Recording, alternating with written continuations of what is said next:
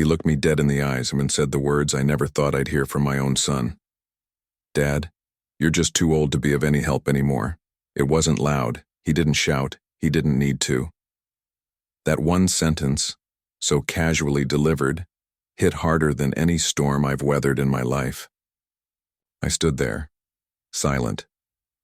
I didn't respond right away.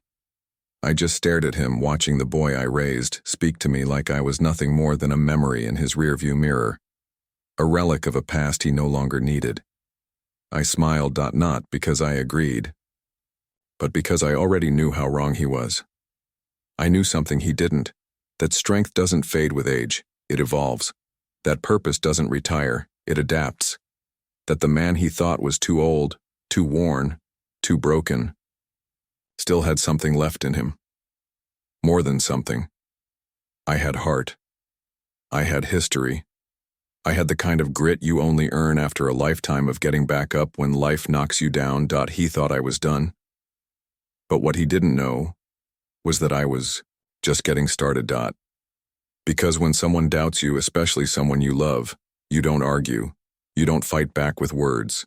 You show them. You prove it. Not with pride or ego, but with action. Quiet, steady, undeniable action. And that's exactly what I set out to do. My name's Thomas. And if there's one thing I've always believed deep down in my bones, it's this. Age doesn't define a person's worth. Actions do. I've lived a quiet life. Not flashy, not loud, not the kind that turns heads, but meaningful, steady, honest. I spent most of my life with dirt under my nails, sweat soaking through the back of my shirts, and calluses etched into my hands like old maps.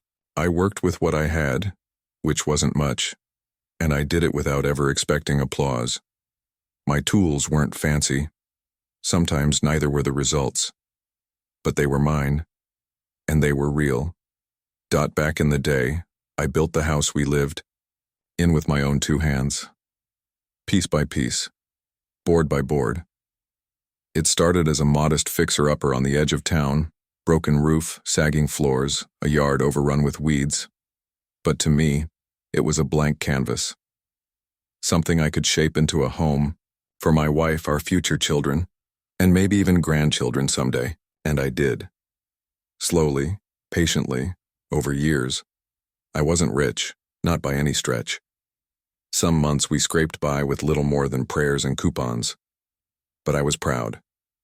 Proud of the roof I patched during rainy nights when the leaks returned like clockwork. Proud of the meals we had together around a rickety kitchen table that I sanded and repainted every year, just to keep it from falling apart. Proud of the garden I kept alive out back, even when the soil was stubborn and the seasons unforgiving. More than anything, I was proud of the life I helped build. Not just the walls and windows, but the love that filled them. My wife, Maria, used to say I was the foundation. She didn't mean the house, she meant us, the family. I was the quiet strength, the man who kept things steady when the world tried to shake us. I didn't have a college degree. I wasn't the smartest in the room, but I was dependable, and that mattered. We had one son, Kyle. He was the center of our world. From the moment I held him in my arms, I made a silent promise that I'd give him a better life than the one I had, that I'd make sure he never had to go hungry or wonder if the lights would stay on. I worked overtime, picked up side jobs, said no to things I wanted so I could say yes to his future. I remember teaching him how to use a hammer. He was maybe 10 years old, skinny arms, oversized gloves, trying so hard to get it right. I stood behind him, guiding his hands, teaching him how to hold it steady, not just the tool, but himself. How to be patient, how to care, how to take pride in the little things. We built a birdhouse together that day. Sloppy paint job, crooked nails, but he was proud, and I was too. As the years passed, he grew, and I aged. That's the deal life offers you. You give your years, and in return, you watch your children grow into theirs. I started to slow down. My knees didn't bend the way they used to. My back complained after long hours in the garden. Climbing ladders became a chore. Holding a wrench required a bit more strength than I had to spare. but I never stopped moving. Even after Maria passed, 7 winters ago, I kept the house running. I kept things in order. Alone, yes, but not broken. The neighbors still waved as I trimmed the hedges. The mailman always smiled when I offered him a cold drink on summer days. People saw me, not as a burden, but as a fixture of the community. Someone who'd earned their respect. But Kyle? He had moved on. Not out of malice, just life. New job, new city, new responsibilities. He came by less and less. Birthdays became phone calls. Holidays became maybe next year's. I understood. I didn't guilt him. I had raised him to chase his dreams. But in chasing them, he seemed to forget who helped lay the path. That's not a complaint. Just a truth. Still, every time he visited, I tried to show him I was still me. Still capable, still useful. I'd fix a loose tile before he arrived or bake his favorite pie just the way Maria used to. I didn't say much. I never have. But my actions were always my way of saying, I'm still here. I still matter. And yet, as the years crept by, something shifted. His tone. His glances. The way he gently offered to take tools out of my hands like I might hurt myself, or tell me to take it easy, like effort was something dangerous now. Like the very act of trying meant I was pushing limits I shouldn't. He saw me as fragile, like I was on borrowed time. He didn't say it outright, not at first, but I felt it, in the silences, the hesitations, the way he talked about me in front of others, not with me, like I wasn't in the room, like I had somehow become invisible. And then one day he said it. Standing in my own kitchen, looking over plans for a small repair job in the back garden. Nothing big, just some repairs to the walkway and maybe retiling the patio. I thought it would be a good bonding project like the old days. But Kyle just laughed, not cruelly but dismissively, and said, Dad, you're just too old to be of any help anymore. That was the moment something in me cracked. Not out of anger. I didn't raise my voice, I didn't argue. I just looked at him, really looked, and realized that somewhere along the line, I had gone from being his hero to being his obligation. But what he didn't realize was that I wasn't finished yet. Because age may change your body, it might steal your speed, your strength, even your steadiness. But it doesn't touch your spirit. Not unless you let it. And I never would. It happened on an ordinary Saturday. The kind of day that sneaks up on you with its quiet. The sky was clear, the air carried that early hint of spring, and I had just finished sweeping the front porch when I heard his car pull up. Kyle, my son. It had been a while since his last visit, longer than I cared to admit, but I didn't hold it against him. He had a life of his own now, a good job in the city, a modern apartment, friends I'd never met. I figured if he made the trip, even just for a weekend, that meant something. I didn't expect a grand gesture, just a bit of time. A few hours to catch up. Maybe even put his hands to work next to mine, like we used to. He stepped out of the car in a pressed shirt and slacks, clothes too clean for a place like this. He smiled, hugged me quickly, and glanced around the yard like it was a museum exhibit. Place hasn't changed much, he said. I smiled and replied, That's the idea. I didn't say it, but I had kept it this way on purpose. This house, chipped paint and all, so held memories in its walls. Every corner had a story. I thought maybe, just maybe, he'd remember that inside comma we had lunch, sandwiches, nothing fancy, and chatted about work, weather, and gas prices. The kind of surface talk people use when they've forgotten how to really talk. Then I brought it up. The garden. I told him I'd been thinking of replacing the patio stones out back. They were old, uneven, maybe even dangerous. I figured I'd retile it, clean up the garden beds, maybe build a new bench. I wasn't expecting him to jump at the idea, but I hoped he'd say something like, Let's do it together, or I'll bring some tools next weekend. Instead, he laughed. Not a cruel laugh, just amused. The kind of laugh you use when you think someone's kidding but you realize they're not, and it makes you uncomfortable. He leaned back in his chair, looked at me with that soft tone people use when they think they're being kind but are actually being dismissive, and said, "Dad, come on, you're too old for that kind of thing now. You should just let the younger generation take over. You've done enough." I wish I could tell you I fired back, that I stood up and gave some speech about pride, about purpose, about all the things still left in me. But I didn't.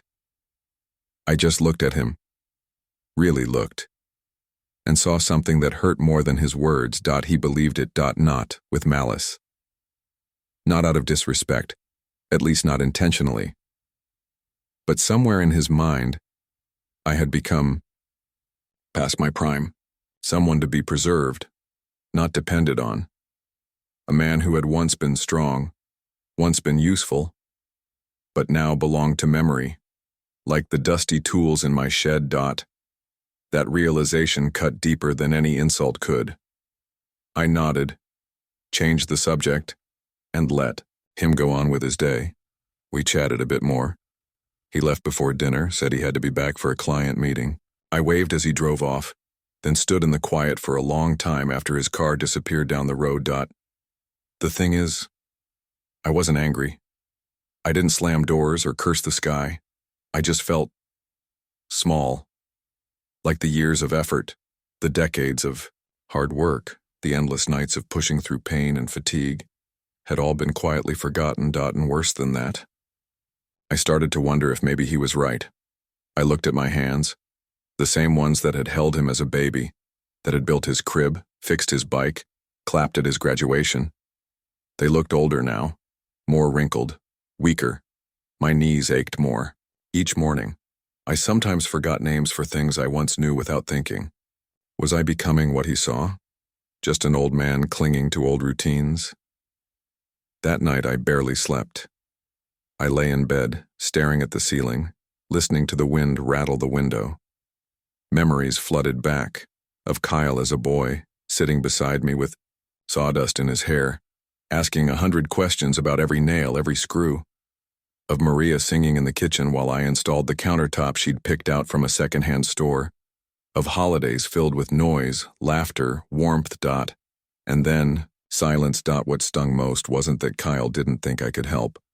It was that he didn't think I wanted to, that he believed I had no more purpose to serve, that my time to contribute had passed and now my job was to sit still, stay safe, and not get in the way. But that's not who I am. That's never been who I am. I've never measured myself by what others say I can or can't do. I measure by what needs to be done, and whether I have the will to do it. And in that moment, lying in the dark with those words echoing in my head, I made a decision. I wouldn't argue with Kyle. I wouldn't send him long messages trying to explain myself or demand his respect. No comma.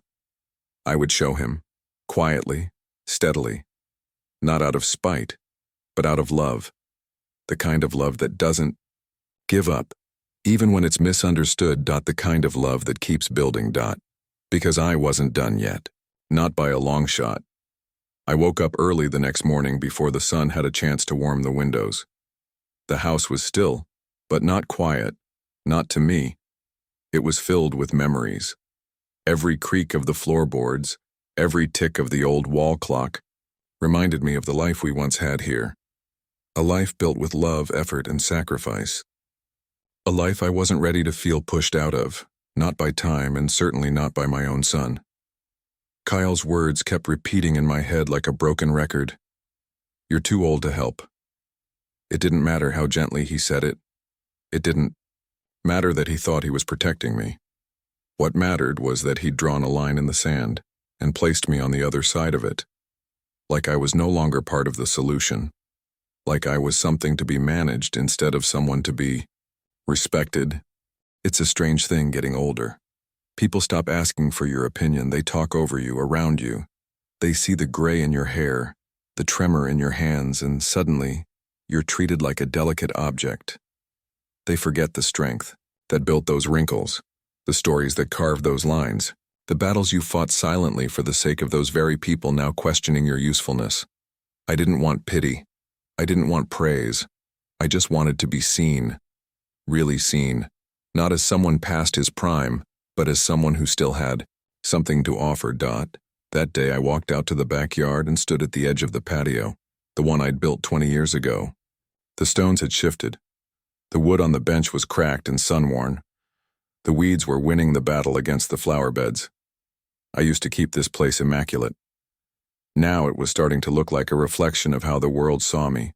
Faded, worn, outdated. I bent down to pull a few weeds and my knee gave a sharp protest. I ignored it. I pressed on. My body might have slowed, but my spirit hadn't. Not even close. I spent the rest of the day walking through the house, making a quiet inventory in my head. Things that needed fixing, rooms that could use updating, the loose kitchen cabinet, the water-stained ceiling from last winter's leak, the broken step on the porch. None of it beyond me, not in ability and certainly not in determination. But I knew I couldn't do it alone. Not this time. So, I picked up the phone and called the neighbors, people I'd helped over the years without asking for anything in return. I was nervous at first. I'm not the type to ask for favors, but the responses came fast and full of warmth. You just say the word, Thomas. Of course I'll help, after everything you've done for us. About time you let someone return the favor. I hadn't realized how much I was still part of this community. Kyle might have forgotten what I could do, but the people around me hadn't. They still saw me. They still remembered the man who repaired fences after storms, helped shovel driveways for the elderly, and quietly donated groceries to the family down the street when their father lost his job. They hadn't forgotten my worth. And in their eyes, I started to remember it too. We formed a plan. Nothing extravagant. Just a series of small changes, upgrades that would take time, effort, and heart. I decided not to tell Kyle. Not yet. This wasn't about proving him wrong with words. This was about showing, not saying. And if it worked, maybe he'd see more than just a new garden or a renovated kitchen. Maybe he'd finally see me again. We got to work the next week. Mornings started early with the sound of saws, hammers, laughter. Some days my body ached in ways I couldn't ignore, but the satisfaction I felt pushed me forward. I was tired, but I was alive. I'd forgotten how much joy there is in working with your hands, not just for someone else, but with others. These people, my neighbors, my friends, they weren't helping out of obligation. They were honoring a bond. A quiet, shared respect built over years. And as we worked, I couldn't help but think about Kyle, about how things had changed between us. He wasn't a bad son. He never shouted. He never said anything cruel. But that's the danger, isn't it? Sometimes the deepest cuts don't come from anger, they come from neglect, from the quiet erosion of belief, from being overlooked by the people who once looked up to you. I wondered if he realized how much power he held with his words, how the sentence he tossed out so casually had lingered in my chest like a weight. I wondered if he saw how hard I had tried all these years to stay useful, to stay present, even as my hands slowed, even as my voice softened, even as the world seemed to move on without me. But I wasn't bitter. I didn't blame him. Life moves fast. We forget to look back, to check in on the people who built the road we now walk on. I just hoped that one day he'd understand what I was doing now, not as a challenge to his judgment, but as a quiet reminder of everything that still lived inside me. Because I wasn't just fixing a house. I was rebuilding something far more important. The work continued over the next 2 weeks, one careful step at a time. Some days it was just me and one neighbor. Other days we had a full crew. People from the block, former co-workers, even the mailman lent a hand on his day off. They showed up with toolboxes and time, not for the promise of payment, but for something more important. Respect. A kind of quiet acknowledgement that the man they'd known for years, the one who'd always been there when they needed him, still had something to give. I'd forgotten what that felt like. To be needed, to be believed in. There's something sacred about working with your hands. It's a conversation without words. Every nail driven, every board replaced, every bag of mulch poured into a fresh garden bed. It all told a story, not just of repair but of resilience. I wasn't trying to relive my youth or prove I was still 25. I was proving that wisdom and willpower could carry you further than raw strength ever could. That experience wasn't something to be discarded. It was a tool just as powerful as any in a toolbox. But even as progress bloomed around me, the ache in my heart remained. Because deep down I didn't just want to fix the house. I wanted to fix something between Kyle and me. That quiet space, the one that used to be filled with laughter, shared work, and long conversations, had become a wall. And now I was trying to chip away at it, one swing of the hammer at a time. I thought about calling him more than once, telling him what I was doing, inviting him to come help, like we used to. But every time I reached for the phone, I froze. Not out of pride. Out of fear. What if he still didn't get it? What if he saw my efforts and still thought, he's just trying to prove something? Because the truth was, I was trying to prove something. Not just to him, but to myself. That I still mattered. That I was still me. One afternoon I stood in the middle of the living room, looking at the new hardwood floors we'd installed. The light from the window made the surface glow, smooth, clean, warm. The kind of detail Kyle might not even notice if he walked in distracted. But to me it meant everything. It was a symbol, proof that I hadn't faded into the background, that the man who once built this home from the ground up still lived inside this aging body. And yet, I still couldn't shake the question that had haunted me since Kyle's visit. How did we get here? He was the boy who once followed me everywhere, from the garage to the attic, asking questions I could barely keep up with. He used to admire me, not for my muscles or my paycheck, but for the quiet consistency I gave our home. He once said, "Dad, when I grow up, I want to be just like you." And now, somehow, I'd become a man he felt sorry for. There's no warning for that shift. It doesn't come all at once. It sneaks in during the missed calls, the shorter visits, the way their eyes start scanning their phones more than your face when you're talking. I didn't blame him. I really didn't. The world had taught him that progress meant moving forward, and sometimes that meant leaving the past behind. But what he didn't realize was that I wasn't asking to relive the past. I just wanted to still be part of his present. And maybe, just maybe, remind him that the past still had something valuable to teach. The emotional weight of it all began to show. Not in tears. I wasn't a man who cried easily, but in the way I sat longer on the porch after sunset. In the silence I let fill the kitchen after dinner. In the photos I found myself flipping through late at night, pictures of Kyle in Little League, of Maria planting roses in the front yard, of me standing proud with a hammer in one hand and Kyle on my shoulders. These weren't just memories. They were anchors, reminders of a life that had meaning, a life that still had room to grow. As the renovations neared completion, I could feel something shifting inside me. Not resentment, never that, but a kind of heavy peace. I had done what I set out to do, not just physically, but emotionally. I had pushed through pain, through doubt, through the suffocating fear of irrelevance. And in the process I had reconnected with something I hadn't felt in a long time. Pride. But a quiet pride. The kind that doesn't need applause. I still hadn't told Kyle. And honestly, I wasn't sure how he'd react when he saw it all. The restored garden, the upgraded kitchen, the revitalized house that once shaped him. Would he be impressed? Surprised? Embarrassed? I didn't know. But I knew this.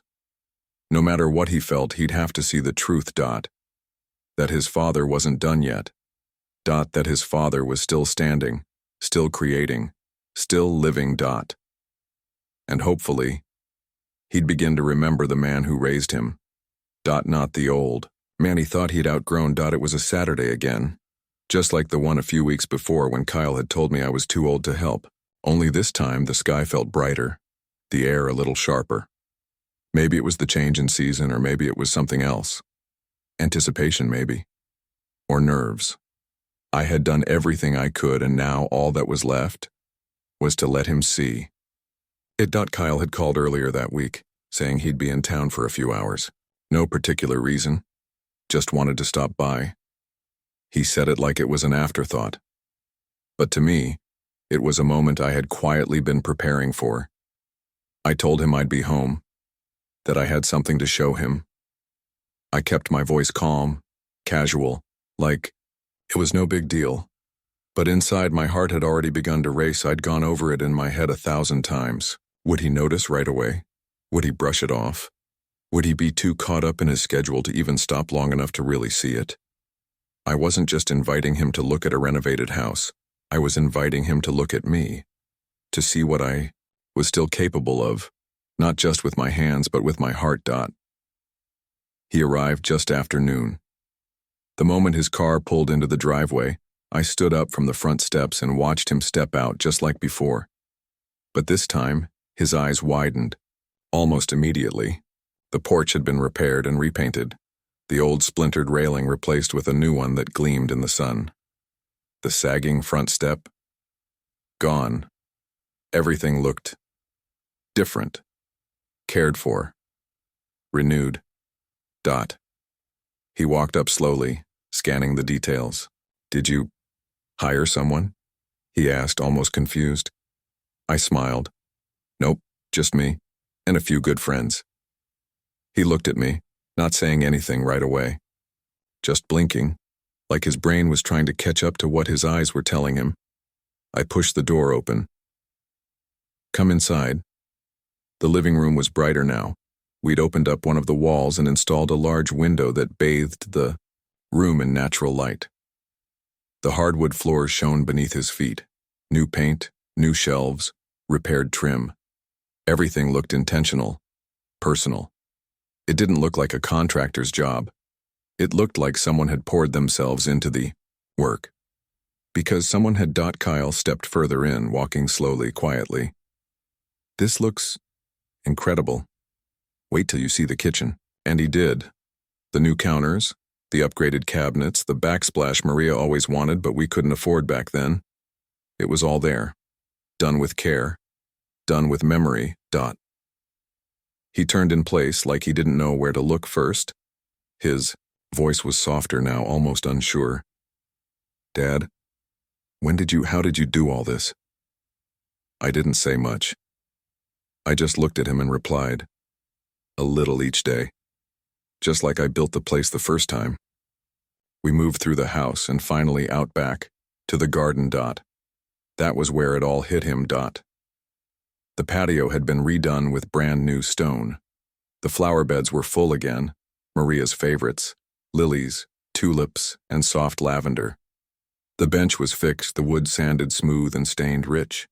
And in the center of the garden stood a small fountain, one I'd found secondhand and restored myself.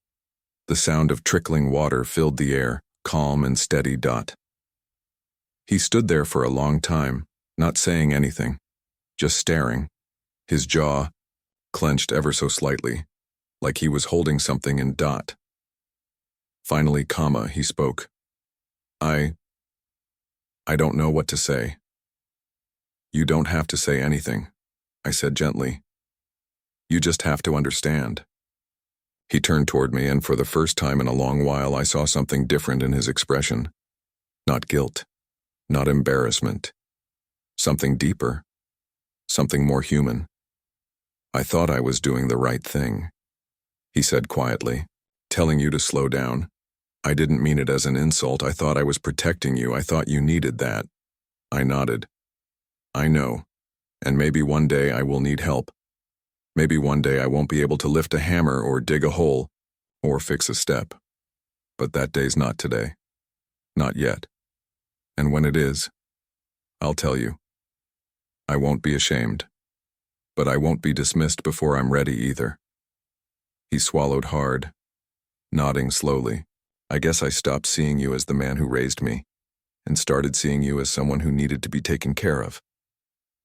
"That's part of the journey," I said, my voice soft but steady. "The roles change. I know that.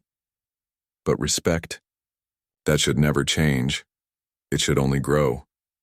And I just needed you to see that I'm still capable, that I still have something to give. He sat down on the bench beside the fountain, staring out at the garden. You've given so much, Dad, more than I ever said thank you for, and I'm sorry. Truly. I didn't mean to make you feel like you were done. You're not. For a moment, neither of us said anything. The fountain's gentle rhythm filled the space between us. I sat beside him, just like we used to when he was younger. Only now, we were both older, both a little wiser.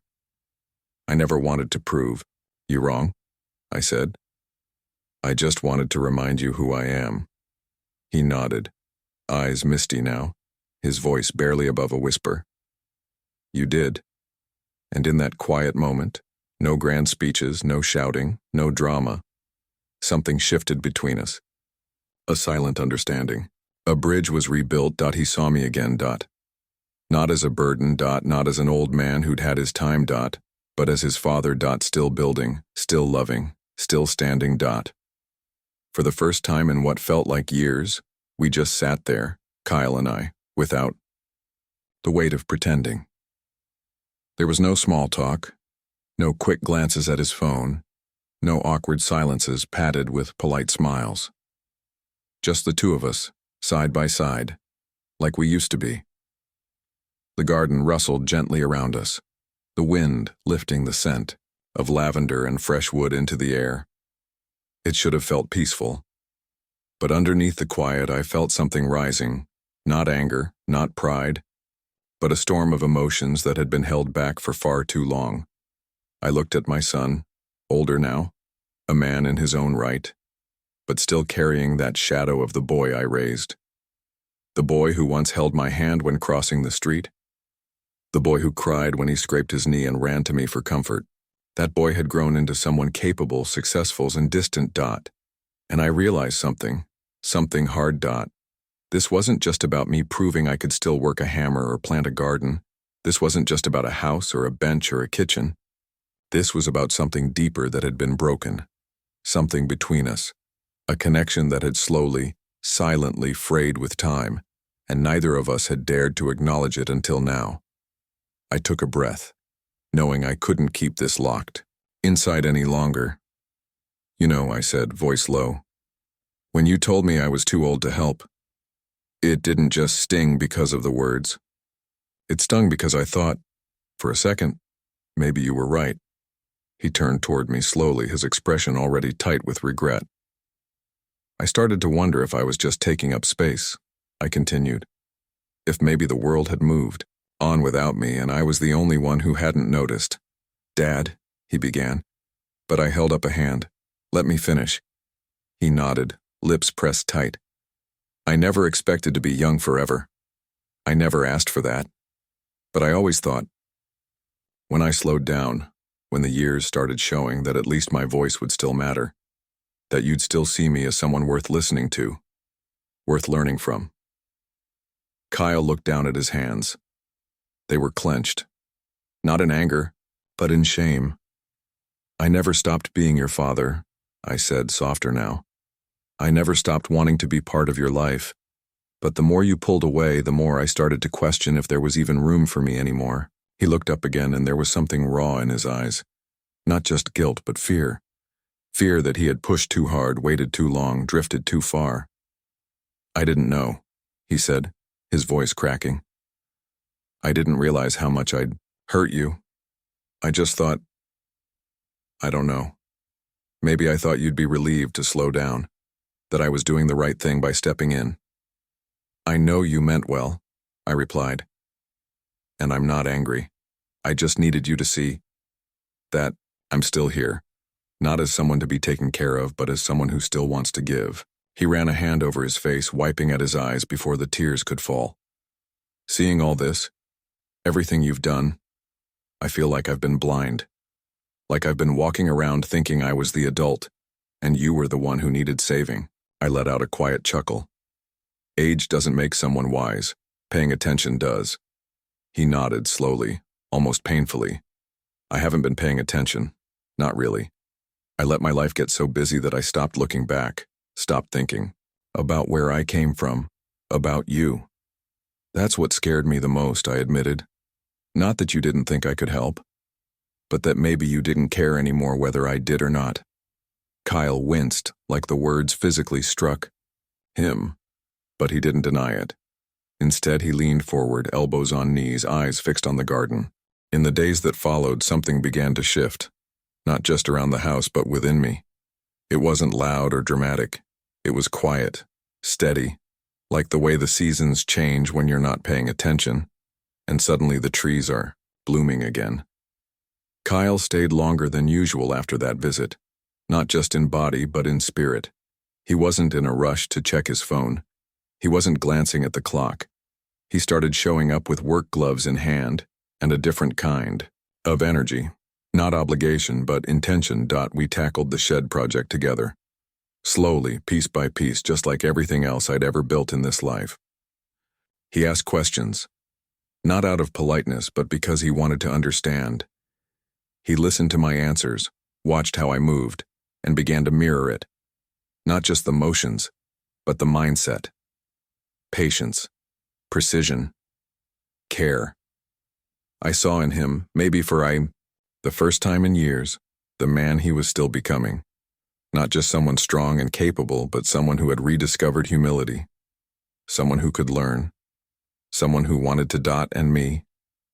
I stopped seeing myself as someone waiting to be sidelined. That fear, the quiet, creeping sense that I had become invisible, it started to loosen its grip. I had looked it in the eye and kept going. I had rebuilt not just walls or windows, but my own sense of purpose. I didn't need to be who I was at 30. I didn't need to prove I was as fast or tireless as I used to be. What I had now was different, wiser, stronger in a quieter way. I was still useful, not in spite of my age, but because of everything those years had taught me. One afternoon, as we nailed the final board into the shed's new door, Kyle stood back and looked at it like he was seeing something sacred. He let out a low whistle and said, "You know, I used to think this kind of work was beneath me, like it was just manual labor, something people did when they didn't have any other options." I just smiled. "And now?" He paused. "Now, I get it.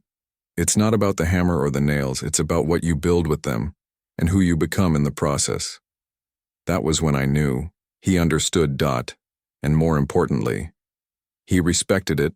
We didn't have a big emotional moment. After that, no swelling music, no long speeches, just a quiet understanding. Sometimes that's all you need. A look, a nod, the shared weight of years finally acknowledged. A few weeks later, Kyle brought over an old photo he'd found while cleaning out his apartment.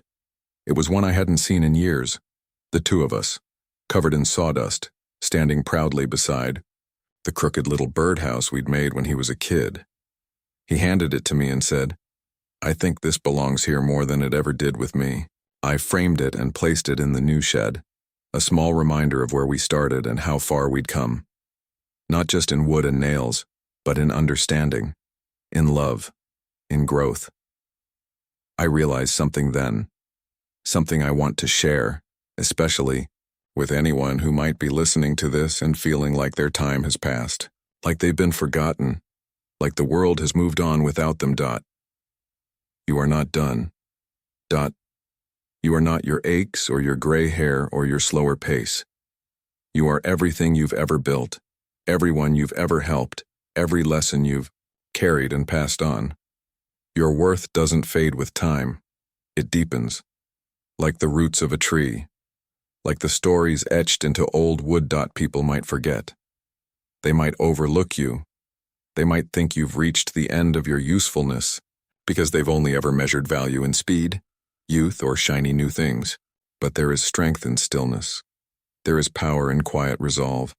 There is a beauty in having been through it and still choosing to show up, to contribute, to love.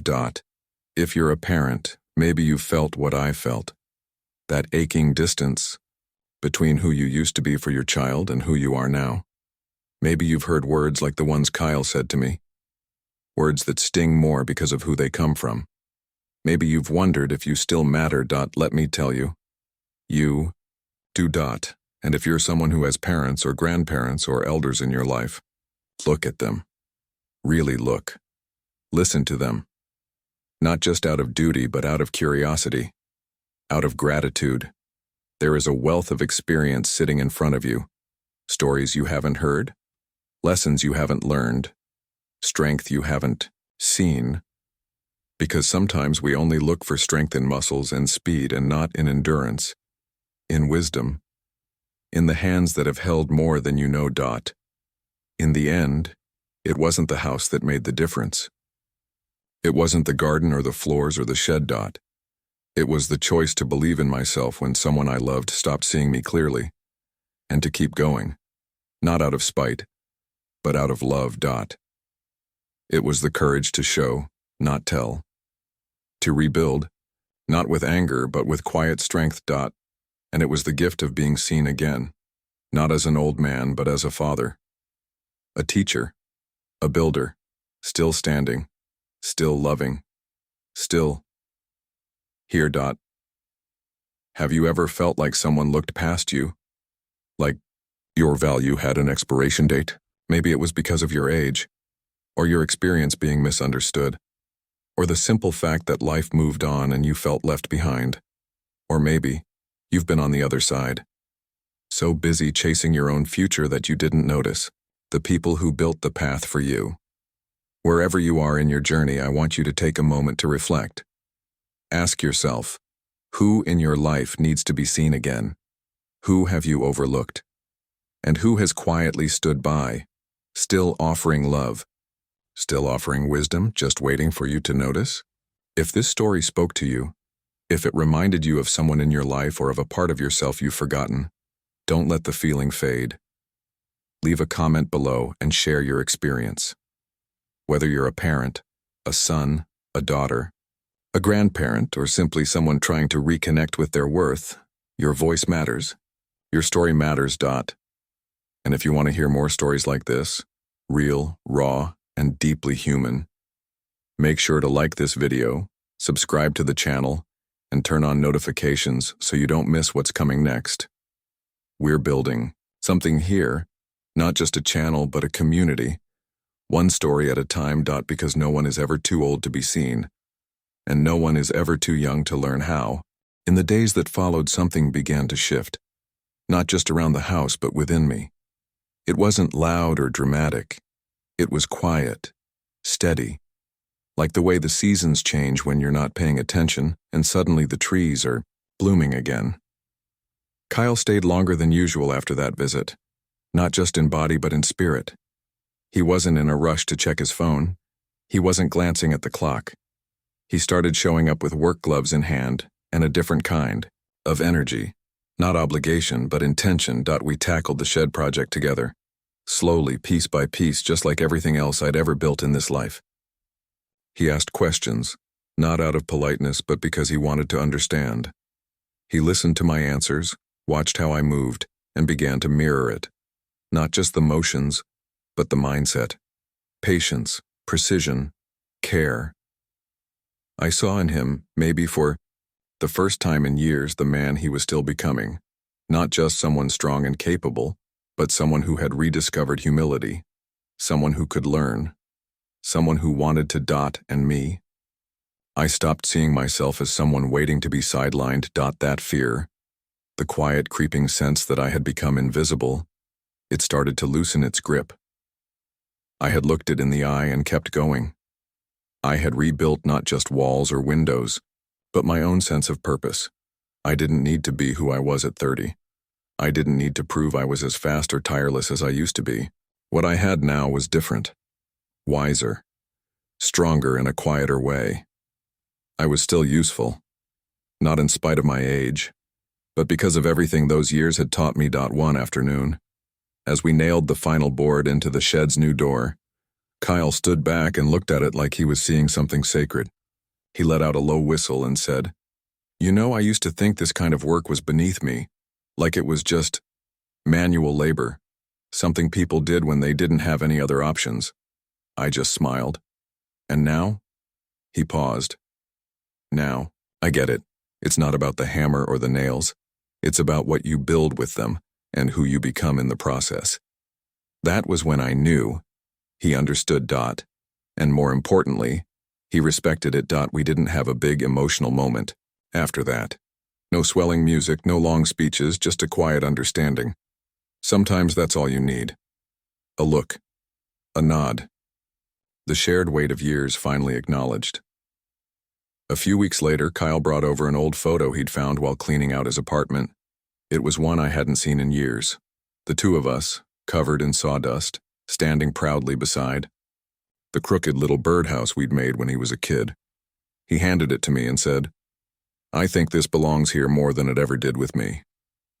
I framed it and placed it in the new shed, a small reminder of where we started and how far we'd come. Not just in wood and nails, but in understanding, in love, in growth.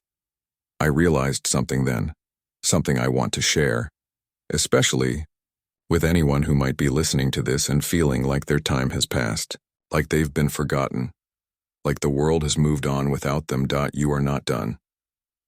You are not your aches or your gray hair or your slower pace. You are everything you've ever built, everyone you've ever helped, every lesson you've carried and passed on. Your worth doesn't fade with time. It deepens, like the roots of a tree, like the stories etched into old wood. People might forget. They might overlook you. They might think you've reached the end of your usefulness, because they've only ever measured value in speed, youth, or shiny new things.